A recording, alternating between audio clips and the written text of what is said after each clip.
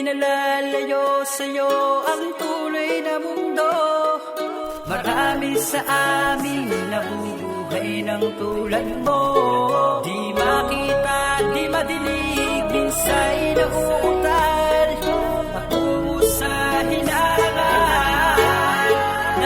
Ako pala si Angelo, 10 taong gulang pa lamang mula nang malamang wala ng mga magulang. Maagang sinubok ng tapang hinarap ng labang sinalubong habang hawak ang tatlong nakababatang kapatid ko na kasamang gumalalay sa aking karamdaman. Dahil kung wala sila hindi ko kayang mag-isang mapuhay sa aking kalagayan. Nasa kahinaan kong taglay gusto ko nang tapusin ng istorya na walang saysay. Sadyang di pa maintindihan kung bakit ba hadlang sa aking pagkatao dahil may isang bang di ako panatagpag hindi ko wawak ang lungkot na itinuring kong alalay at hanggang dikit kong laging gagabay na kung sakaling di siya na sa akin kumaya di ko kaya sapagkat ang tanging pakiramdam ko lang ang aking pwedeng pagganahin dahil ang aking paningin ay di ko maaaring buksan kaya naman ako may nasa gilid ng simbahan lamang at nag-aabang sa mga taong masigit na pinagpala sa kanila'y nagbabaka sakali merong bang maawa.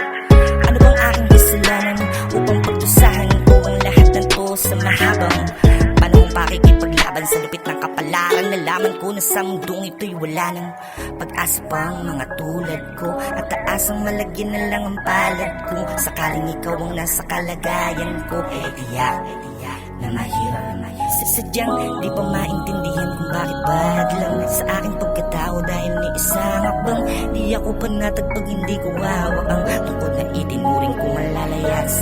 Tikit kong laging gagawin na kung sakaling di siya na sa aking kumaya di ko kaya sapagkat ang tanging pakiramdam ko lang ang aking pwedeng pagganahin dahil ang aking paningin ay di ko maaaring buksan kaya naman ako ay nasa gilid ng simbahan lamang at nag-aabang sa mga taong masigit na pinagpala sa kanila'y nagbabaka sakaling meron pang maawa.